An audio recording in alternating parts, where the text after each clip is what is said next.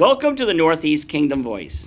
I'm your host, Scott Wheeler. Today's guests are here today to talk about how they think we can better the city of Newport. Welcome to the show, and I'll let you introduce yourselves.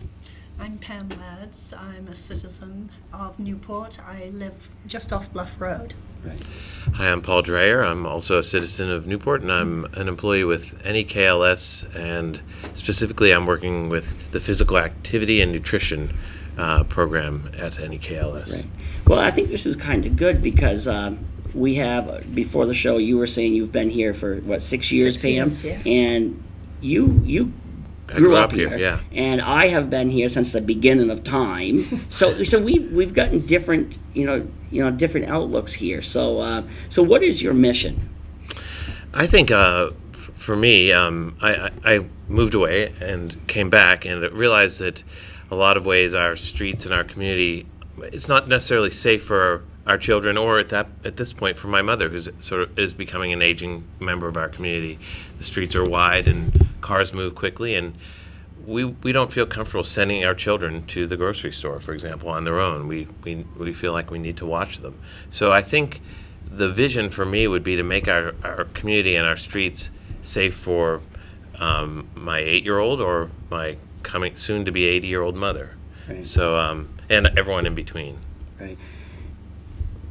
Pretty much the same. Right. We came to this because there was a lot of talk in neighborhoods and the communities about the fear for older adults of going out and crossing the street.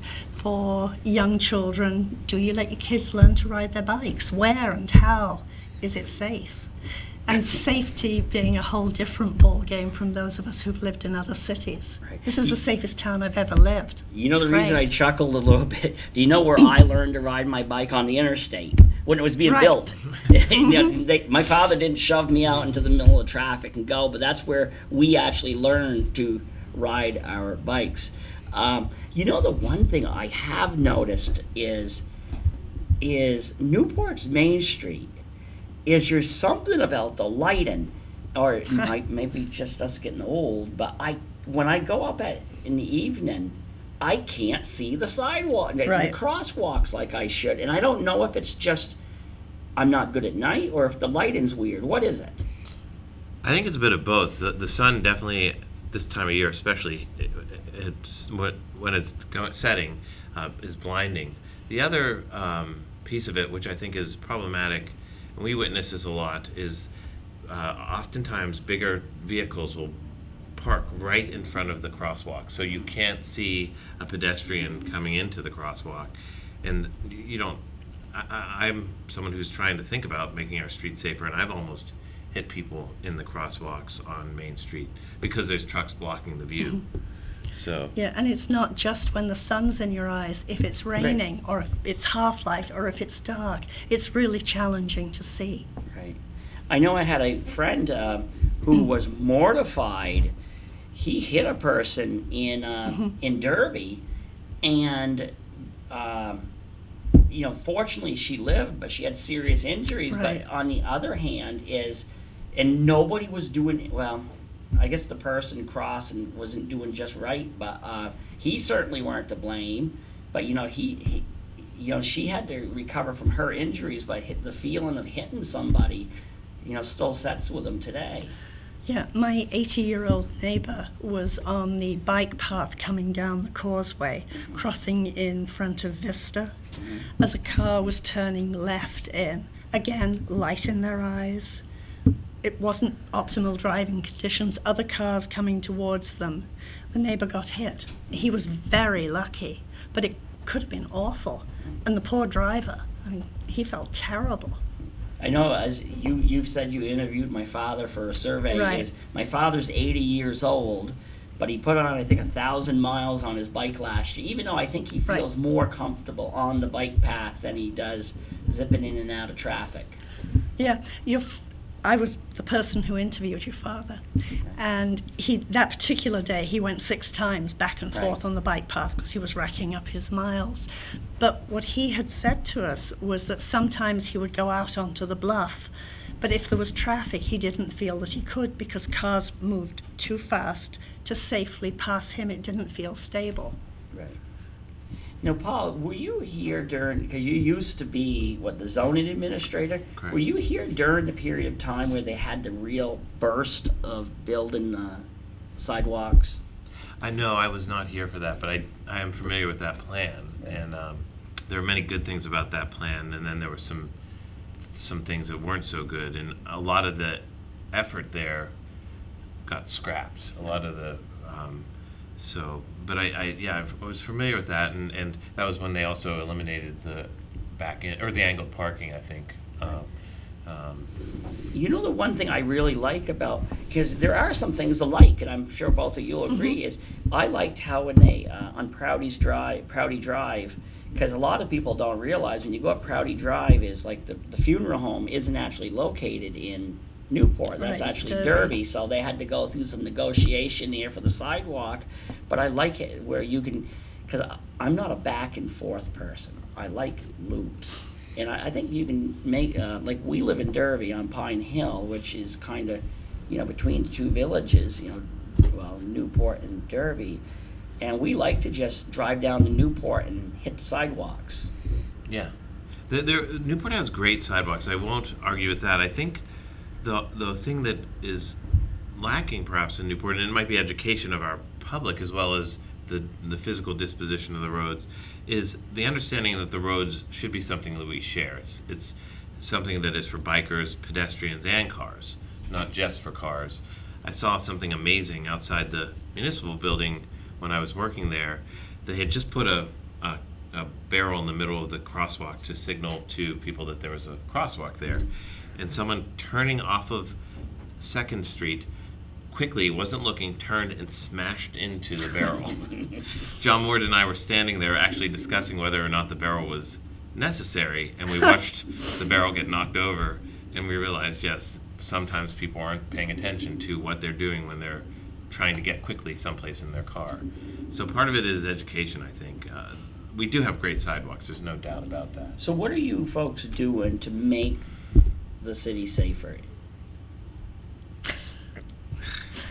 Well, for one thing, we're having a forum on March the 14th at the Gateway. It's from 10 in the morning till 2 in the afternoon. There'll be a panel of people speaking, and it's an opportunity for all of us to come together and talk about what we'd like to see change and how we can make it change in a way that's affordable. Right.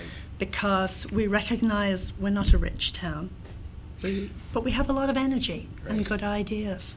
I think that's exactly right, and the forum is a good place to vocalize that. And one of the things that I found really interesting recently, one of the panelists at the forum is going to be Eleanor Leisure, who owns Eden Ice Wine, Right. which is located on Main Street. And in my conversation with her just recently, she said that when she travels for promotion of her wine and to other communities, she sees where sidewalks and streets are safer and easier to use, that it really helps the business community. It makes pedestrians make businesses thrive. Right. So she's coming to be a panelist at this forum to talk about how we can make our streets more pedestrian and bike friendly, because she sees that as an economic imperative for her business Right. and other businesses on Main Street. And if you think about busy summer days, whenever the Newport Natural has a large bike contingent from Canada or from somewhere else, that's a huge amount of dollars coming into our town. And they do it because of the bike path and because they like to bike in Vermont.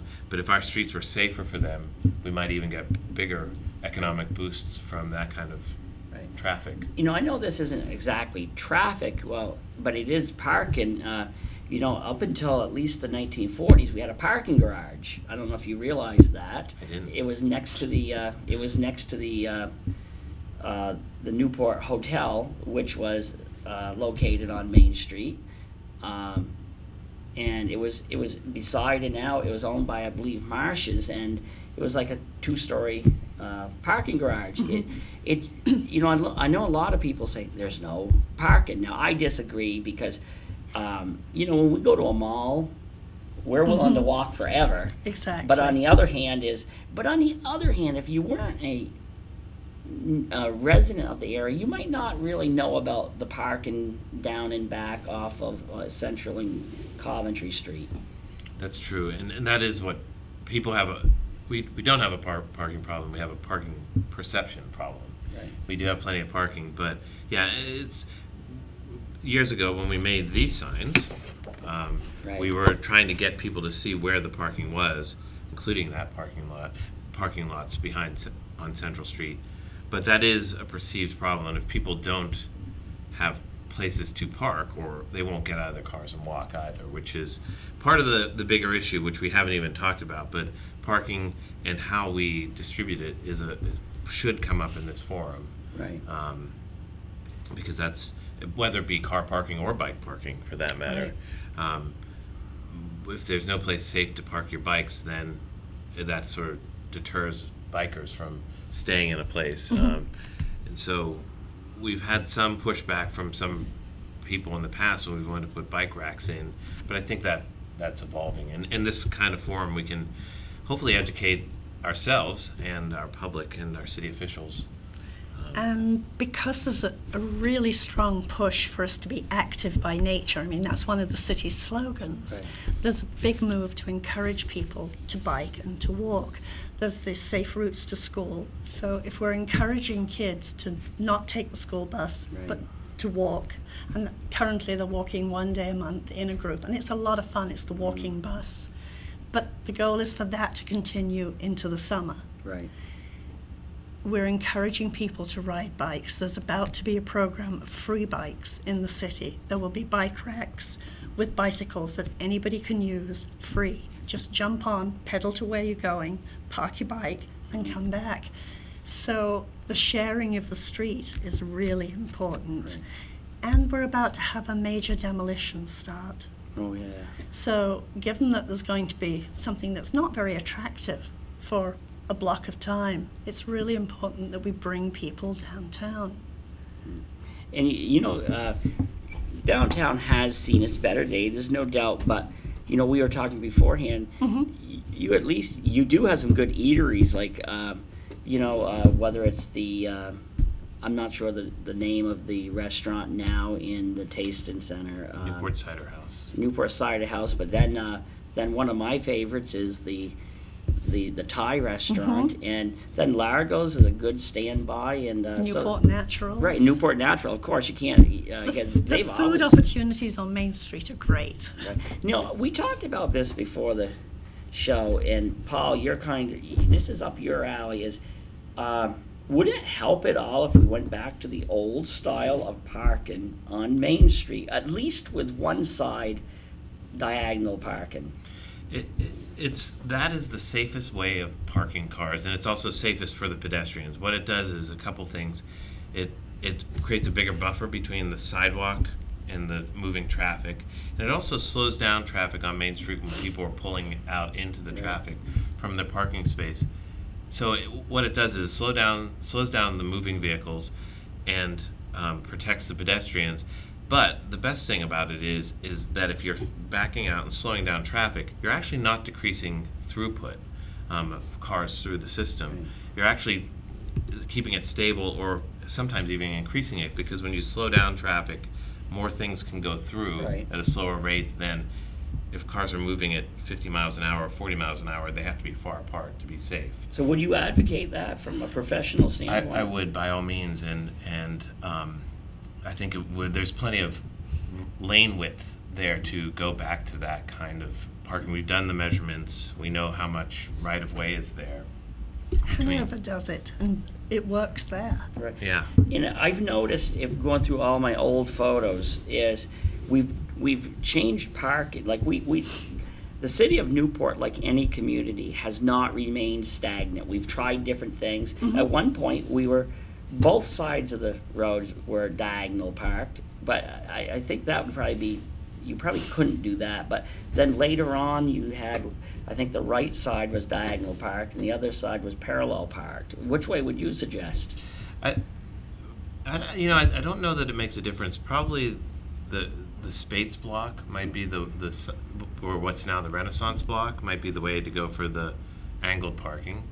And So in other words, you wouldn't suggest having both of them No. angled parking, okay? the great thing is an interesting thing that I took pictures of when it happened, but one of the antique car shows that happens on Main Street, it was a year or two ago. It was all old cars, and they were all parked angled on Main Street toward the Spades block. And there's still room for parallel parking on the other side. A fire truck could get through, and two ways of traffic could get through. And they were big, the 1950s big Boats. cars. So I took a picture of it because I thought, when anyone in city government says you can't have angled parking these days, you could, and it all works. It just narrows the travel lanes to some extent, which again will slow down traffic, which makes it safer for pedestrians. Yeah, because I don't know the legalities of diagonal parking, but I can say by looking at cars, you look at the cars of today versus the cars of even the 60s and the 70s. You had like your Chrysler Newports. They were like big boats parked there, and so these cars today are relatively small. And yeah, even your biggest trucks, pickup trucks, are smaller than some of those big 50s cars. I mean, those are big vehicles. So what other suggestions do you have? I think one of the things, it was an interesting thing when I think somebody complained, an elderly person complained from the governor's mansion to John Wilson, the city councilor, and immediately they put another one of those barrels at a crosswalk over by that older elderly housing, and that changed the nature of crossing for them. And so I think anything we can do to highlight our crosswalks, to make the crossing distance shorter, and I think there's a lot of ways we can do it that wouldn't make it hard for Public Works to plow. Those are all things we could do. Any other suggestions? And anything that we can do to draw the attention of drivers to pedestrians, particularly where there isn't a sidewalk, so that we can highlight where the walking paths are. We have a really good walking map of routes in the town. If some of those routes are along the streets where there isn't a sidewalk, we could put a sign there. We can use more strategically placed stop signs. There's one junction where Bluff Road comes around and meets Prouty. There's a stop sign there at Prouty, but cars coming down Bluff accelerate there because they don't want to upset the traffic on Prouty, so they're being polite, but then they keep going along Bluff. And their speed by the time they get down to Spruce is significant. We've been doing some things with one of their speed guns. Sometimes you clock them at 50 there. That's crazy. It's a 25-mile limit, but there's no sign posted to say that it's 50, and so they think they're on the thruway. So do you think though part of this is really a societal thing, is we just need to slow down and smell the coffee? Yes. Because I really do think, I even look at myself is, we're, it seems like maybe we're in a race against our mortality, but I Right. feel like I'm always in a hurry no matter what, and I think society is. What do you think? Yeah, I think there's truth in that. And the name, Our Town Slow It Down, was one that we've borrowed from other towns. Several communities have done this. They've looked at what would it take to come together as a community as a whole and slow it down so that everybody can enjoy the pace of life. Now, I know you grew up in Newport Center, Paul, but I grew up in Newport, and I guess, thinking back to when we were kids growing up, mostly in the 70s and early 80s, the streets used to be our playground, Right. too. And so I suppose either we were slowing them down, or on the other hand, if we tried it today, I'm not sure if we'd be flattened. I'm not sure It's which a good one. question. It's interesting. I think that I live on Central Street, right in downtown, and it's a one-way street, and there are neighborhood kids that play in the street, and traffic actually pays attention to them.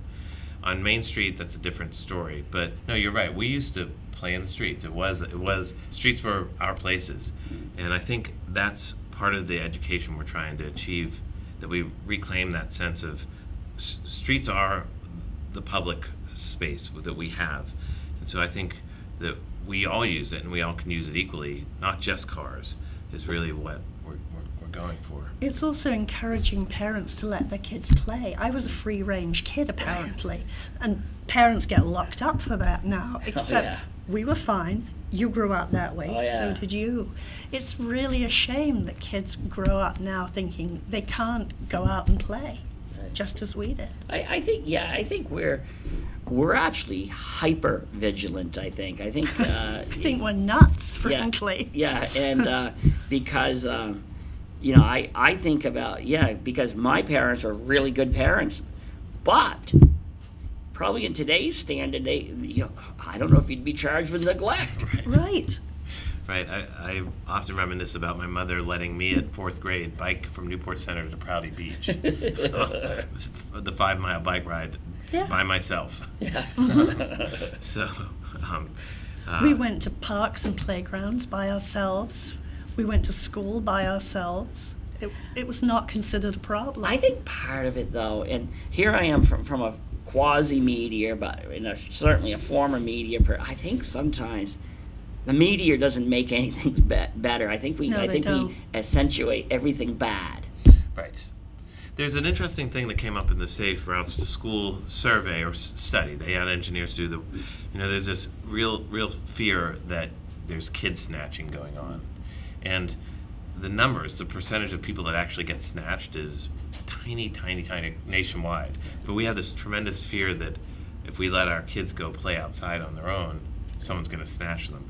But again, they're more likely to get, in a plane crash than being snatched. Well, then we have TV stations, channels designed just for those kind of shows. Fear marketing. And all right. So what is this forum coming up?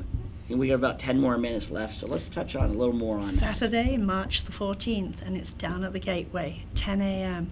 If you want to register ahead of time, you can, and there's an email address, which is ourtown_Newport, Vermont @gmail.com, or just show up. Right. And so what are you going to discuss?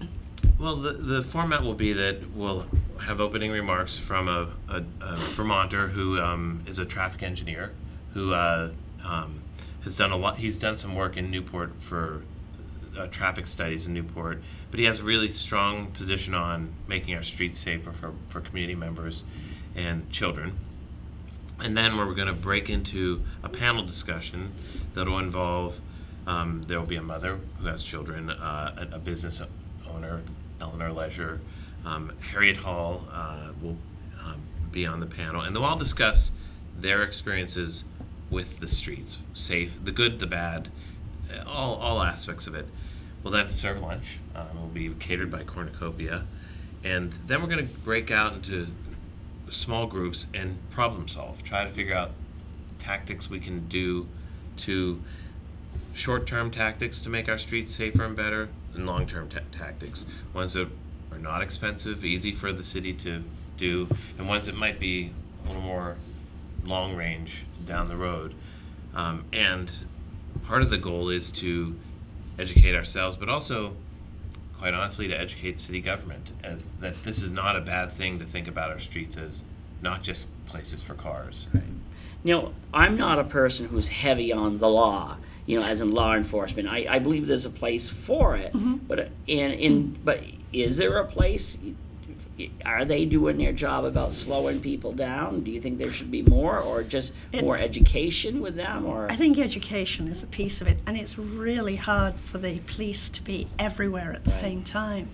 So they do put that big electronic thing that tells you what speed you're going, and while that's there, and for at least a couple of weeks afterwards, it works. I think people slow down, but they only have one machine. Right. And how many neighborhoods can it be in at the same time? Well, we talked before the show. So when I go up Main Street, I am constantly vigilant at night. Just something about the lighting of the crosswalks. I almost took out one poor police officer, and I'm a careful driver. I've never had a speeding ticket, and some people say, "Well, how do you do that?" I said, "There's a really good secret. You don't speed." Now everybody speeds now and then, but I've never been caught speeding. So But I do struggle, especially in the as the sun sets sometime Right. over. Sometime it's just like there's not much you can do about that though. That's No, I think you don't have the power to control the Right. sun, do you? No, no.